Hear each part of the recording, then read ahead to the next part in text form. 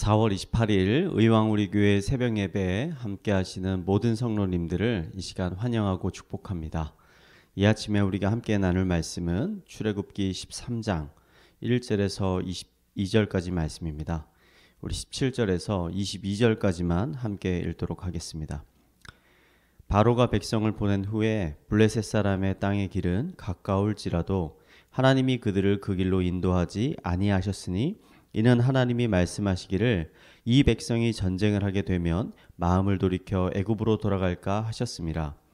그러므로 하나님이 홍해의 광야 길로 돌려 백성을 인도하심에 이스라엘 자손이 애굽 땅에서 대열을 지어 나올 때에 모세가 요셉의 유고를 가졌으니 이는 요셉이 이스라엘 자손으로 단단히 맹세하게 하여 이르기를 하나님이 반드시 너희를 찾아오시리니 너희는 내 유고를 여기서 가지고 나가라 하였음이더라. 그들이 숫곳에 떠나서 광야 끝 에담의 장막을 치니 여호와께서 그들 앞에서 가시며 낮에는 구름 기둥으로 그들의 길을 인도하시고 밤에는 불 기둥을 그들에게 비추사 낮이나 밤이나 진행하게 하시니 낮에는 구름 기둥 밤에는 불 기둥이 백성 앞에서 떠나지 아니하니라. 아멘.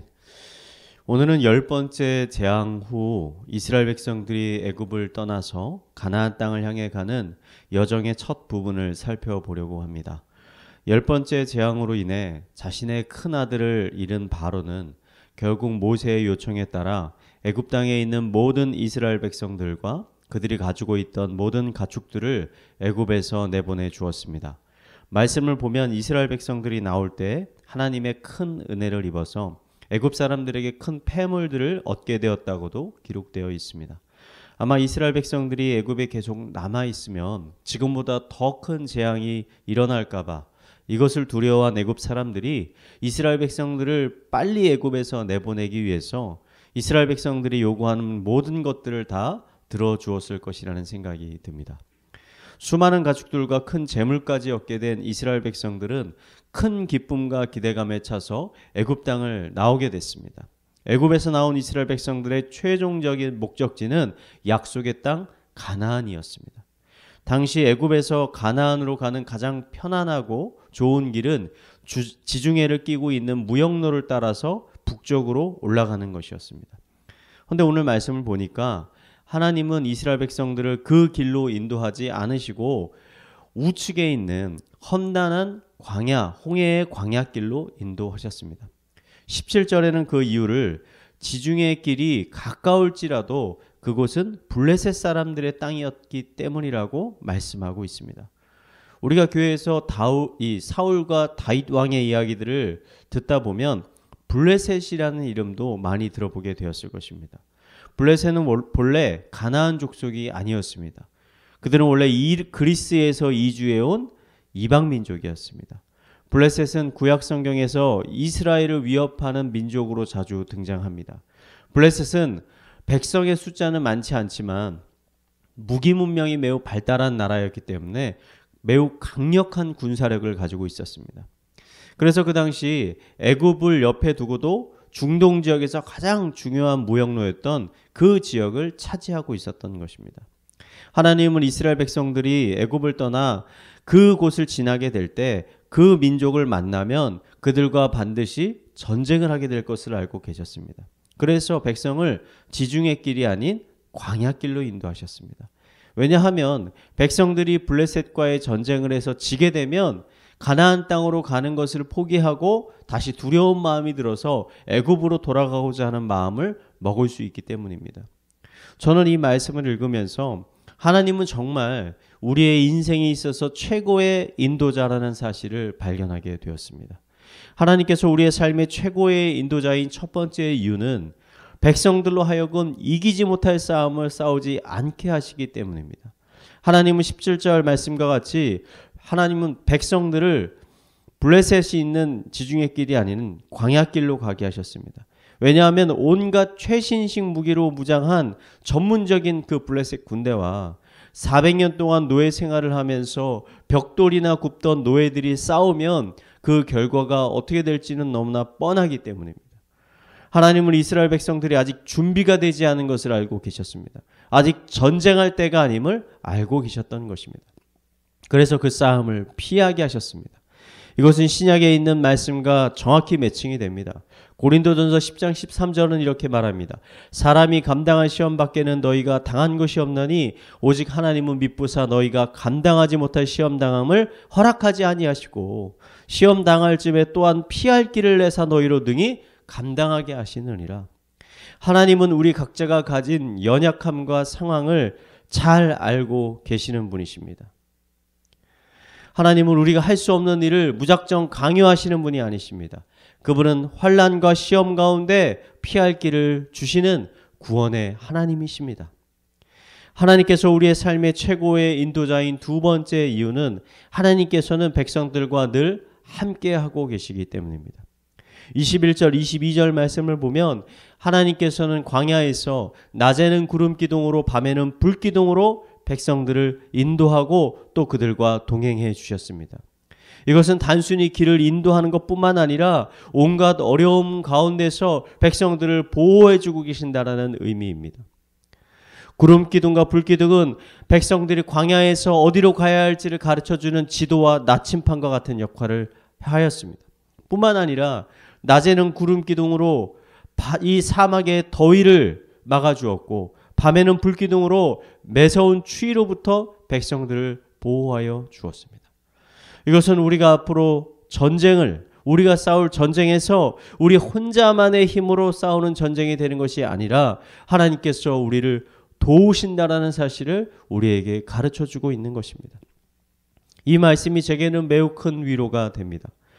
저에게 만약 혼자서 나의 힘으로, 나의 능력으로, 나의 지식으로, 나의 영성으로 저에게 찾아오는 모든 수많은 싸움들을 이겨내려 한다면 저는 곧 절망하게 될 것입니다.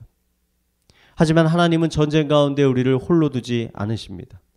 사울을 피해 10년간이나 도망자 생활을 했던 다윗은 하나님이 늘 자신과 동행하셨으며 자신을 지켜주셨음을 다음과 같이 시편에서 고백하고 있습니다. 여호와는 나의 목자시니 내게 부족함이 없으리로다. 그가 나를 푸른 초장에 누이시며 쉴만한 물가로 인도하시도다. 내 영혼을 소생시키고 자기 이름을 위하여 의의 길로 인도하시는도다. 예수님을 만나 새로운 삶을 시작한 기독교인들에게는 누구나 예외 없이 영적인 전쟁이 기다리고 있습니다.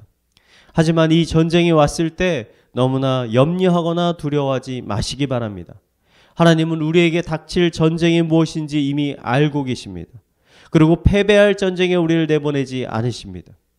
그분은 늘 우리의 인생길 가운데 함께 동행하고 계시고 늘 우리를 보호하고 계시는 분이십니다.